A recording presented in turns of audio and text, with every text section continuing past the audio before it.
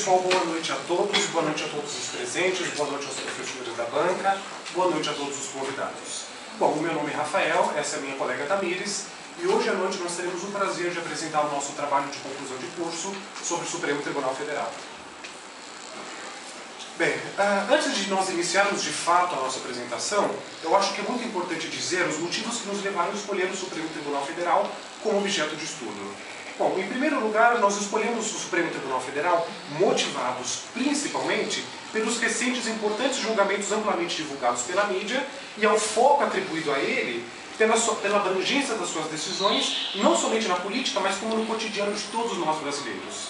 E, em segundo lugar, e não menos importante, nós aproveitamos a oportunidade de transmitir as noções básicas, no entanto completas e seguras, sobre a mais alta corte da justiça brasileira. Tudo isso de modo claro e inequívoco. E ao mesmo tempo lembrar e aperfeiçoar o conhecimento das pessoas já versadas no direito, já versadas no mundo jurídico e também aqueles que nada entendem. Então nós pretendemos abranger tudo, para que todos entendam e só enriquecer o conhecimento de todos. Bem, iniciando o nosso trabalho, a nossa explanação, se faz necessário localizar o Supremo Tribunal Federal dentro da hierarquia do Poder Judiciário brasileiro. O STF é, portanto, o órgão de cúpula do Poder Judiciário e a ele compete, principalmente, a guarda da Constituição Federal conforme previsão constitucional. Então, neste momento, já é possível observar qual é a principal competência da Suprema Corte. E a seguir nós estudaremos as instâncias do Poder Judiciário e veremos qual o caminho os processos percorrem até chegar ao Supremo Tribunal Federal, que ocupa a quarta instância no Poder Judiciário brasileiro. Muito bem. O Poder Judiciário no Brasil é composto por 4 instâncias, como eu já havia dito, com juiz singular de primeiro grau, cujas decisões são monocráticas, ou seja, são decididas por um único magistrado, e recebendo o nome de juízo singular e terminam, por sua vez, na quarta e última instância, o Supremo Tribunal Federal, depois de esgotados os recursos e apelações possíveis caso a caso. Bom, o que significa aí? Então, o processo, quando você entra com o processo, seja qual for ele, seja na Justiça do Trabalho, na Justiça Militar ou na Justiça Comum, eles começam na primeira instância, nos fóruns de cada cidade, de cada região. Depois, o autor ou réu, caso percam, eles podem recorrer da decisão. Eles recorrem, portanto, à segunda instância e vão galgando e esgotando todos os recursos até chegar ao Supremo Tribunal Federal, que dá sempre a última palavra. Bom, agora nós vamos ter que explicar o organograma e falar sobre as competências diversas, como a Justiça Eleitoral, a Justiça do Trabalho e a Justiça Militar. Por que isso? A Justiça Comum, ela trata dos casos, da ampla maioria dos casos, mas existe a Justiça Eleitoral, que cuida de casos específicos e eleitorais, da legislação eleitoral, a Justiça do Trabalho, que ela é exclusiva para os casos que envolvem as leis trabalhistas, e a Justiça Militar, que também, por sua vez, cuida dos casos relacionados aos militares.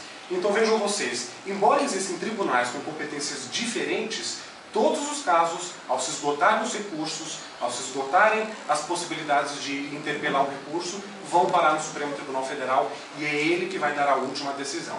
Então aqui no organograma nós podemos perceber, lá em cima está o Supremo Tribunal Federal, sozinho, com as suas decisões de última instância. Logo após, nós temos a terceira instância, que são os chamados os tribunais superiores. Quais são eles? O Superior Tribunal de Justiça, o Superior Tribunal Eleitoral, o Superior Tribunal Militar e o Tribunal Superior do Trabalho, ou seja, são todos os tribunais superiores, a terceira instância.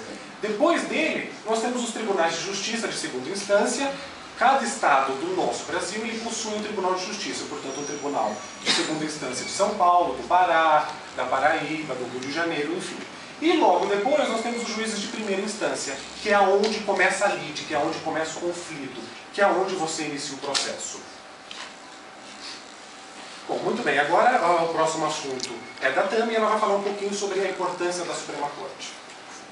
Bom, a Suprema Corte, Tribunal Supremo ou Supremo Tribunal, esses são alguns nomes comuns típicos das cortes de última instância em diversos países ocidentais, que se revelaram fundamentais na organização política do Estado como um todo e mais ainda, na garantia da eficácia das leis, das constituições, todos formando a base fundamental da existência do Estado moderno e organizado. Ou seja, nós podemos observar que em vários países existe a presença de um tribunal superior para ajudar na organização política do Estado, garantir a eficiência das leis e para a organização do próprio Estado mesmo. Pode fazer.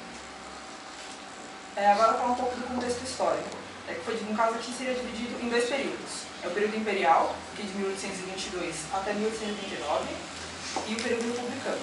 O período imperial, ele durou de 1822 até 1839, e o Supremo Tribunal Federal ainda não tinha sido criado. Nesse mesmo período, quem exercia essa função de última instância, de STF, que definia e solucionava os conflitos públicos, tanto os públicos quanto os privados, era o próprio imperador.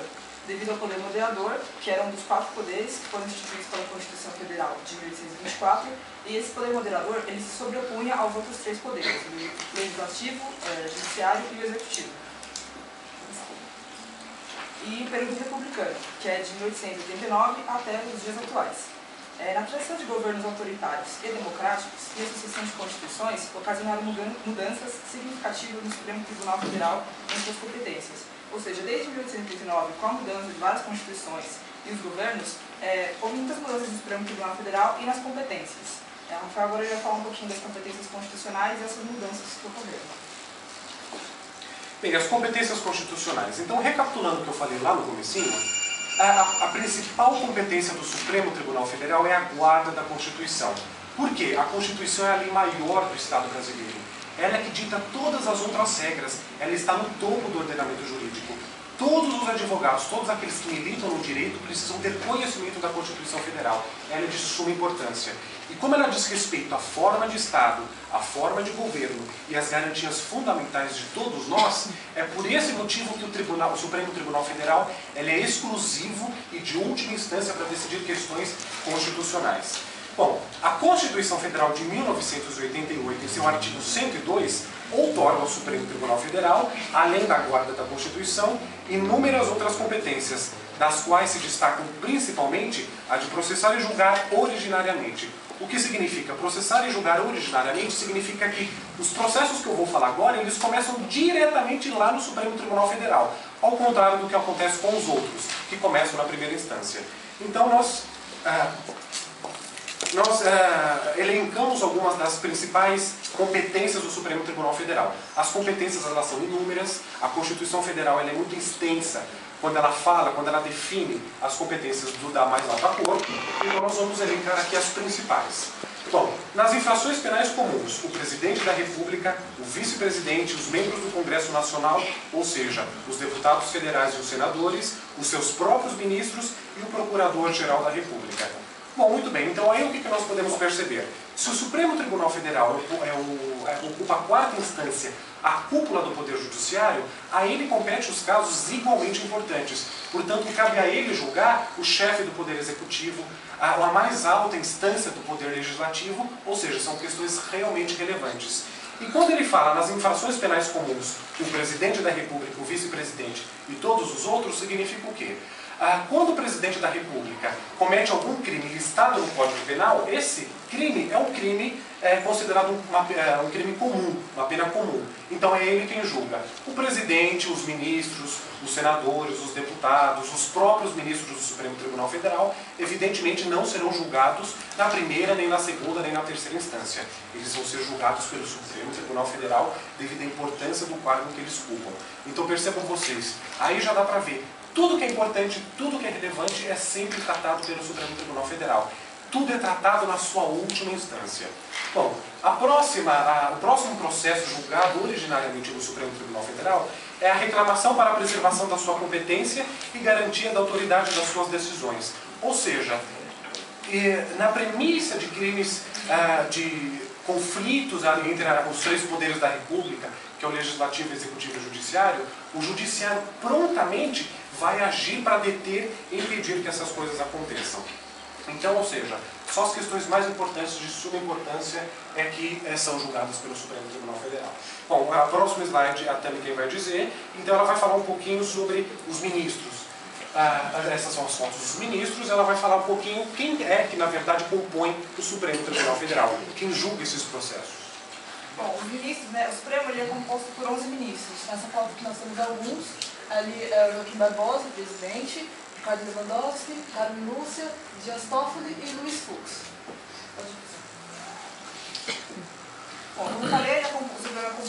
ministros, e todos eles são nomeados pelo Presidente da República, né, conforme a Constituição Federal, no artigo 101. Agora eu vou ler aqui o artigo. Artigo 101. O Supremo Tribunal Federal compõe-se de 11 ministros, escolhidos dentre cidadãos com mais de 35 e menos de 65 anos de idade, notável saber jurídico e reputação ilibada. Parágrafo único. Os ministros do Supremo Tribunal Federal serão nomeados pelo Presidente da República depois de aprovada a escolha pela maioria absoluta do Senado Federal. Ou seja, cidadãos com mais de 35 e menos de 65 anos de idade. Por quê? Porque é um cargo de extrema responsabilidade, igual ao cargo de Presidente da República. E compreende-se que pessoas, no caso, assim, não diria mais idosas, mas mais velhas, eles têm mais experiência de vida, então eles não vão ter tanta pressão quanto uma pessoa de 20, 25 anos para assumir um cargo desse. Notável saber jurídico e reputação ilibada é meio subjetivo de dizer, porque, assim, notável saber jurídico não necessariamente o cidadão indicado, ele não precisa ser bacharel em direito. E essa questão, como eu falei, ela é subjetiva porque cada um tem uma noção do que é ter notável saber jurídico ou não. Ou seja, eu posso achar que o Rafael tem notável saber jurídico e alguns professores aqui achar que ele não tem notável saber jurídico. Sobre o parágrafo único, como eu falei, o presidente ele faz a indicação só do cidadão e após a maioria absoluta do Senado aprovar essa indicação, é que no caso o cidadão ele é nomeado ministro. Em toda a história do Supremo, só houve apenas 5 rejeições do Senado nessas indicações presidenciais. A mais conhecida dentre os historiadores foi um médico, né, chamado Barata Ribeiro. Ele foi indicado por Floriano Peixoto. Eu pesquisei e, no caso, diz que Barata Ribeiro ele era muito próximo a Floriano Peixoto. Então, assim, nós podemos entender que Floriano Peixoto indicou o Barata Ribeiro por ter essa proximidade, um gesto de, digamos assim, de amigos. E no caso, os parlamentares do Senado, eles concluíram que o Barata Ribeiro ele não tinha esse notável saber jurídico, justamente por ser médico, também dificultou essa indicação dele. E os outros 4 indicados, eles eram todos generais e também foram dispensados pelo mesmo motivo, por não terem esse notável saber jurídico. Bom, agora eu vou dar continuidade falando do regimento interno. Nós falamos então aí sobre as principais competências do Supremo Tribunal Federal, como ele se compõe por os ministros, as competências constitucionais, e nós vamos falar sobre o regimento interno. Por que ele é muito importante?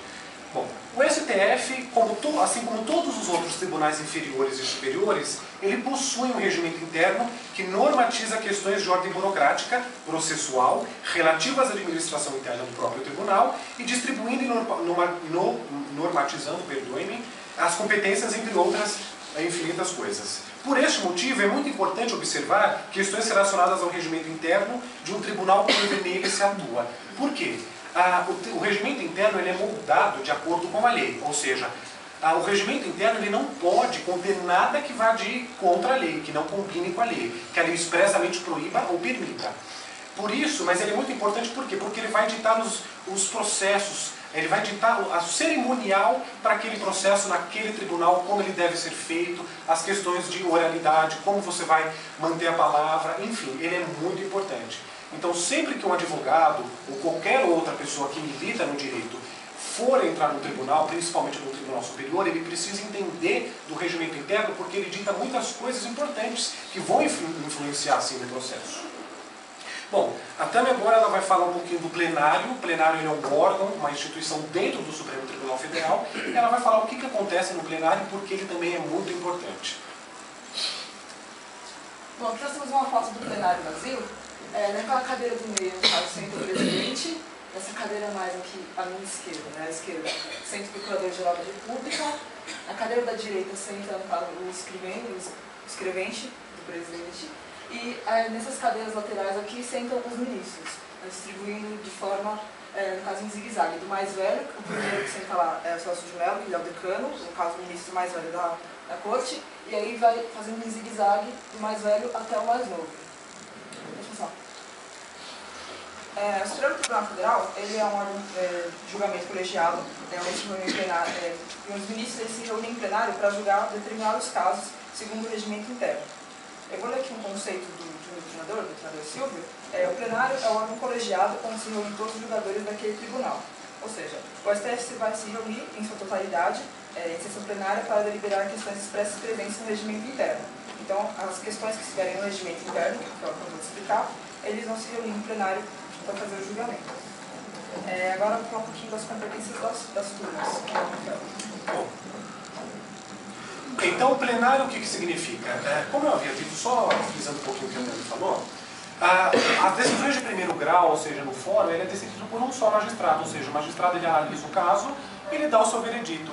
Já os tribunais superiores, da segunda instância em diante, os processos são julgados coletivamente, ou seja, mais de um juiz, mais de um magistrado julga aquele mesmo processo. Isso é extremamente importante no Supremo Tribunal Federal porque ele é um órgão colegiado, ou seja, os processos são decididos coletivamente. O plenário é um local onde eles deliberam sobre os processos. Bom, agora tem as turmas. O Supremo Tribunal Federal, além de julgar processos em plenário através do voto de cada um dos ministros, também se divide em turmas em situações determinadas pelo seu regimento interno.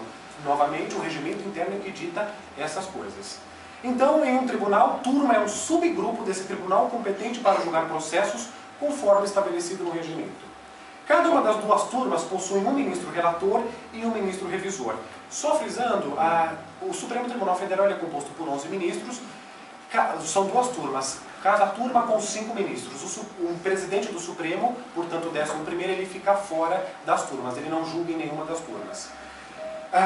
Podemos entender por ministro relator como sendo ministro sorteado para dirigir um processo. E também pode ser escolhido por prevenção, quando já for o relator do processo relativo do mesmo assunto.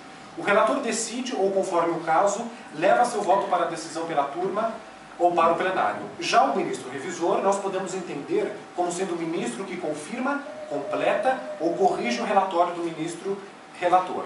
É sempre o ministro mais antigo no tribunal depois do relator. Ou seja, a turma é composta por 5 ministros. Cada uma dessas duas turmas tem um ministro revisor e um ministro relator. O relator, ele conhece profundamente o processo. É a ele que o processo vem em primeiro momento. O ministro revisor, como o próprio nome indica, ele revisa aquele processo, todas as partes, saneia o processo e finalmente dá o seu voto. Então o relator ele profere o seu voto primeiro, os outros ministros estudam o processo, escutam o voto dele e geralmente, como é de praxe, o relator sendo conhecedor profundo daquele processo, geralmente os outros ministros eles seguem o voto do relator. Então o relator ele julga, os outros podem julgar de maneira diferente ou podem concordar. E o revisor revisa e também pode julgar de acordo com o relator ou também pode divergir. Bom, o próximo slide, a Tamires ela vai falar sobre o presidente e o vice-presidente, que também são fundamentais dentro do Supremo Tribunal Federal. Bom, o Supremo ele possui o presidente e o vice-presidente, como a Rafael já falou, e naquela foto dos ministros, o presidente, como eu expliquei, era o Joaquim Barbosa, o primeiro, e o vice-presidente é o Lewandowski, que vem logo após ele. O presidente e o vice, eles acumulam algumas funções específicas que são otorgadas pelo regimento interno, como o Rafael explicou. E, por exemplo, vou citar aqui algumas funções do presidente e do vice. Cabe ao presidente representar o Poder Judiciário brasileiro perante os poderes da República quando assim for necessário. Ou seja, Joaquim Barbosa, sempre que for necessário, ele vai representar o Poder Judiciário perante ao Executivo e ao Legislativo. Administrar o funcionamento interno do Tribunal, presidir o Conselho Nacional de Justiça, entre outras atribuições. Essas são as atribuições do presidente. O vice, ele faz praticamente a mesma coisa. Ele só vai assumir o cargo de presidente quando o próprio presidente, por qualquer motivo que seja, não estiver presente no plenário. O próximo slide sobre a Procuradoria-Geral da República, que o Rafael vai explicar para a gente.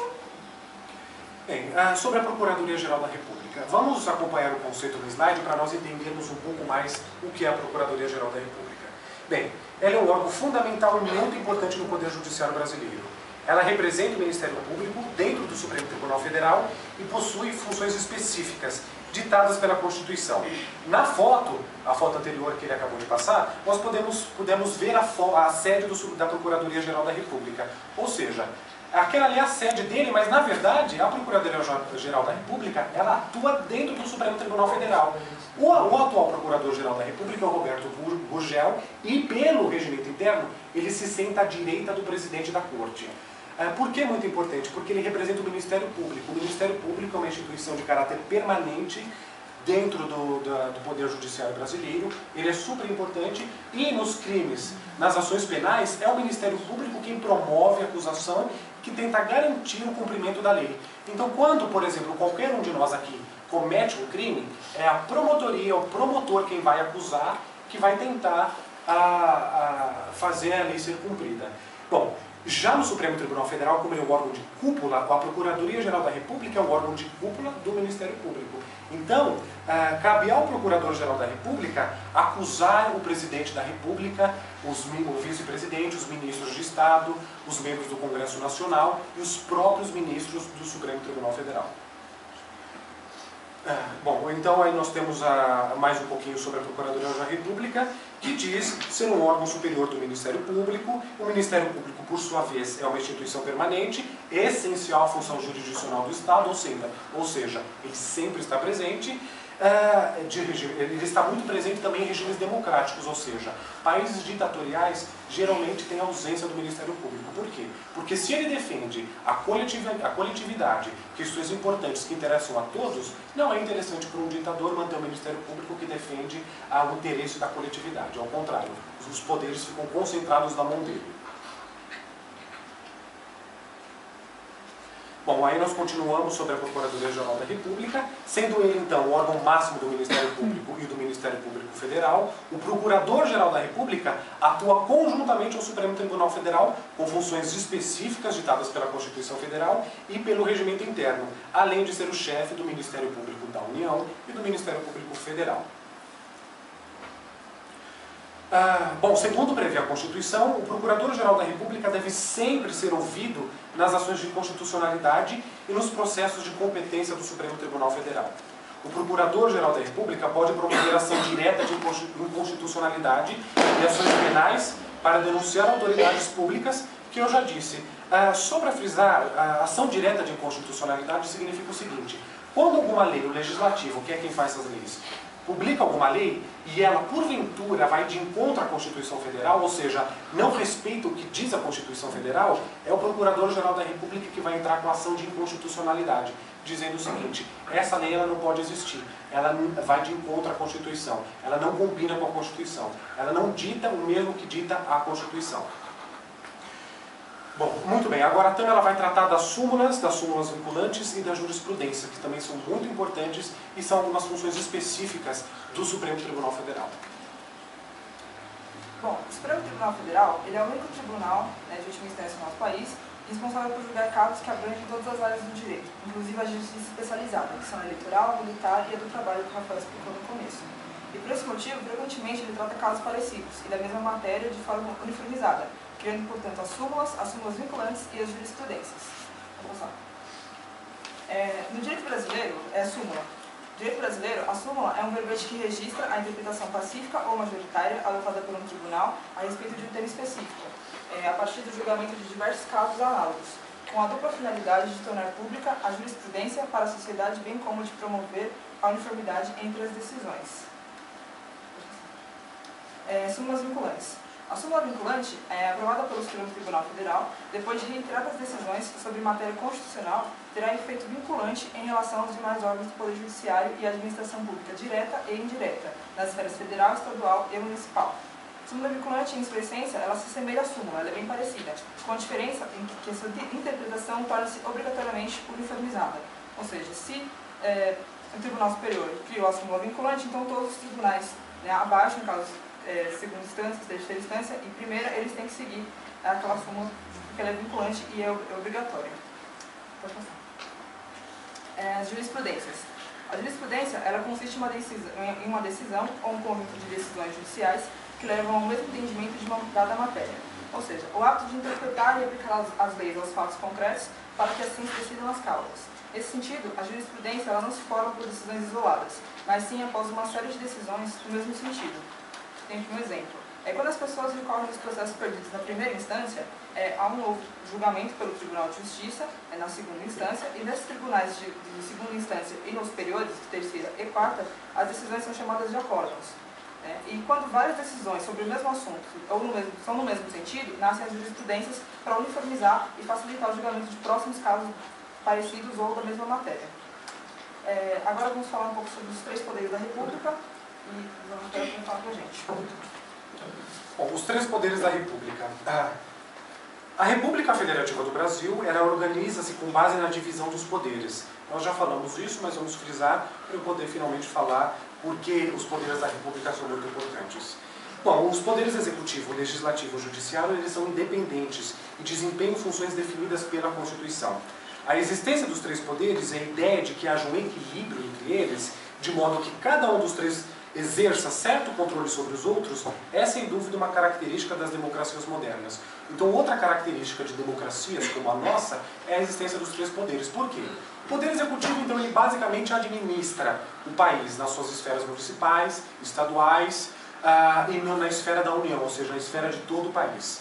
Então ele administra com os prefeitos, os governadores e o presidente da República. O poder legislativo são os deputados, os senadores, os vereadores. Eles é que fazem as leis, que são muito importantes e são a base da organização do Estado. O poder judiciário ele resolve esses conflitos. Por que nós estamos falando sobre os três poderes da República? Recentemente pela mídia, muito tem se falado a respeito de um conflito entre o poder legislativo e o poder judiciário. Por quê? O poder judiciário, no caso o Supremo Tribunal Federal, determinou que se cumpra determinada lei ao poder legislativo e o poder legislativo, por hora, alegou que não vai cumprir, que não é por aí, e que algumas coisas, algumas competências são do poder legislativo. Isso não pode acontecer. Por quê? Se a própria Constituição falou que a última palavra na solução de conflitos compete ao Supremo Tribunal Federal, quando ele emite o seu acordo, ou seja, a sua decisão final, ela é irrecorrível. O próprio ministro da Corte falou certa vez que, inclusive, a prerrogativa de errar por último é do Supremo, ou seja, mesmo a decisão contrariando alguns princípios constitucionais da lei, ela é a última, não tem como recorrer. Então ela é muito importante. Então, nesses casos em que existe conflito entre os poderes, o executivo, o legislativo e o judiciário, o judiciário no Supremo Tribunal Federal tem sempre a última palavra. Ele tem a competência para resolver todos os conflitos, sejam eles da área eleitoral, da área militar, da justiça comum e todos os outros. Bom, o próximo slide é a fundamentação legal. Então, basicamente, o nosso trabalho de conclusão de curso se fundamentou no Supremo Tribunal Federal e os principais incisos, as principais leis são a seção 2 do Supremo Tribunal Federal, os artigos 101 até o 103b da Constituição Federal de 1988. Ou seja, esses artigos, eles falam claramente quais são as competências do Supremo Tribunal Federal, como ele é composto e todas as outras coisas relevantes acerca da mais alta corte no país. E também nós nos baseamos o nosso estudo, principalmente em grande parte, tal como na Constituição, no regimento interno, porque, como eu disse anteriormente, ele é muito importante e ele dita como o Supremo Tribunal Federal vai julgar, qual é o peso das suas decisões, como ele se organiza, o que é o presidente, o que é o vice-presidente, quem são os ministros mais velhos, enfim, toda a organização. Essa foi a nossa fundamentação legal. E o próximo slide, ele é da Tami, para ela poder finalmente concluir o nosso trabalho. Bom, aqui nós temos uma outra foto do plenário, né, agora cheio, como eu falei, lá no meio o presidente. Essa foto era um pouco antiga, então o presidente ainda era o Aires Brito. Aqui ao lado à esquerda, à nossa esquerda, o Procurador-Geral da República, os ministros, como eu falei, dispostos aqui e aqui, sempre do mais velho desse lado e até o mais novo, em forma de zigue-zague. Bom, aí temos ali a frase, né? Não importa o que aconteça, continue a nadar. Por Graham Authors, criador de Procurando Nemo. Nós colocamos essa frase porque é para espelhar um pouco, né, do nosso trabalho, as nossas dificuldades que a gente enfrentou, tanto para pesquisar, com questões de divergência de horários, e para se reunir para fazer as coisas, mesmo sendo só dois, sempre dá um pouco de trabalho. Mas mesmo assim, mesmo com os obstáculos, a gente conseguiu aí terminar. E, bom, a gente chegou ao fim da apresentação, espero que todos tenham gostado. E, aproveitando, eu quero mais uma vez agradecer aos professores da banca, aos colegas e aos convidados. Qualquer pergunta ou dúvida, a gente está aqui para responder. Obrigada.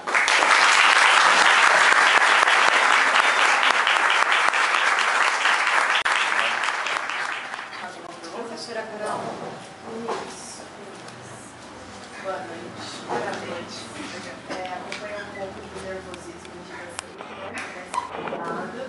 E se saiu muito bem, postura e expressões e tudo.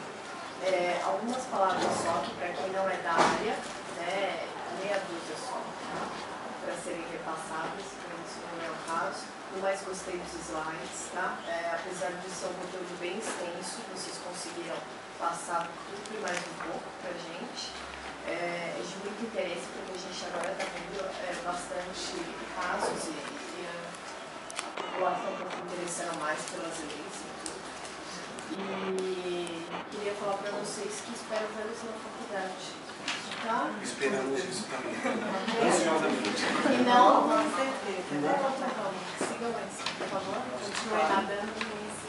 Continue a nadar. Tá bom?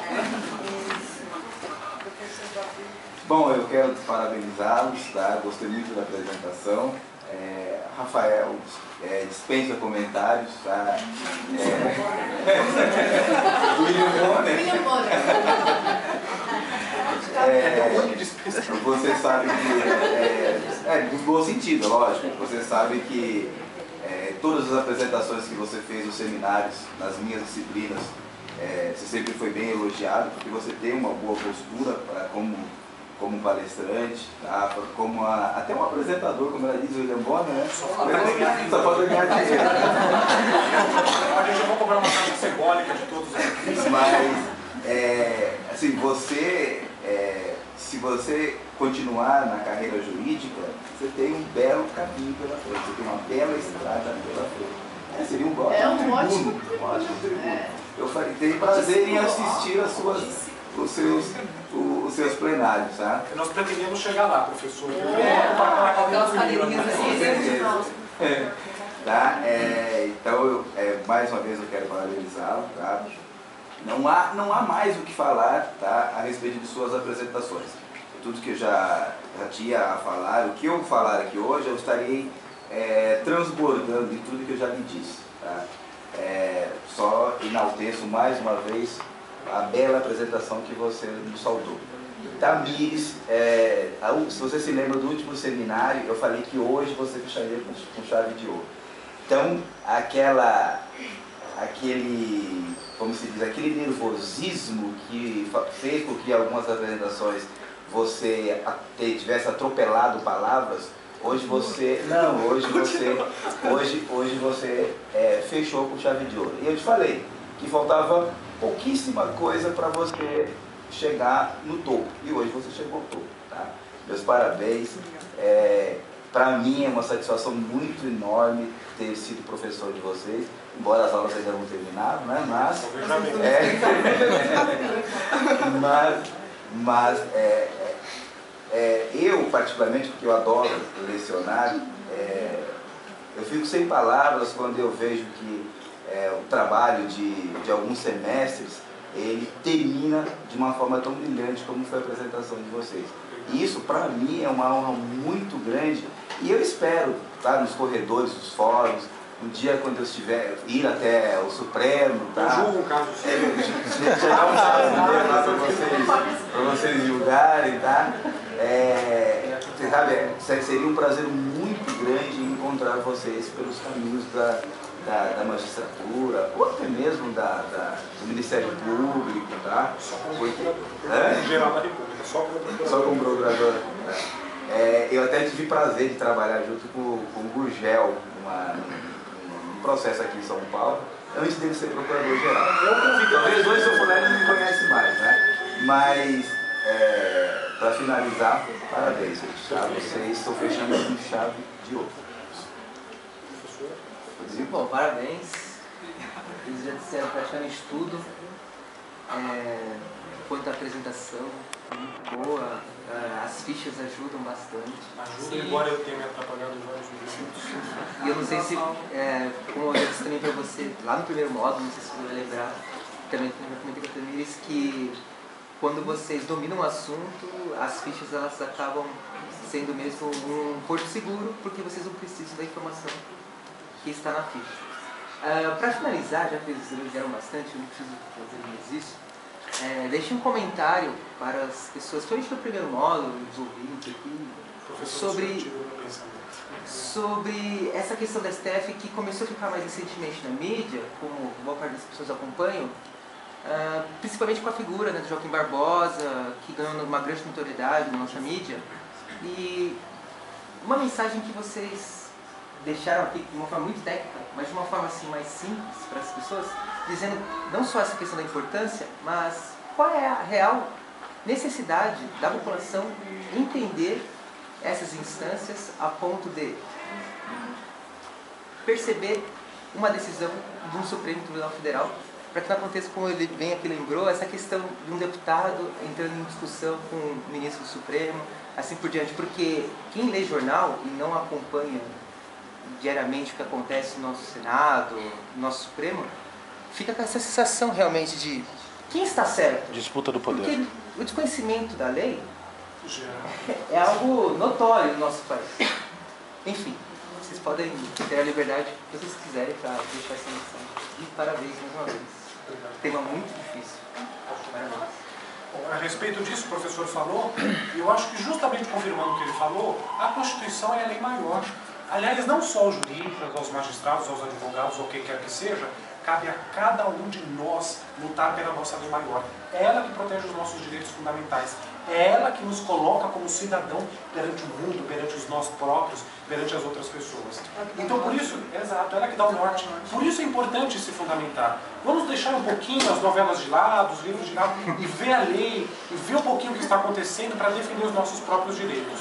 Muitas vezes a gente acha que nada acontece com quem faz coisa errada, com os poderosos. Mas nós vimos que acontece sim.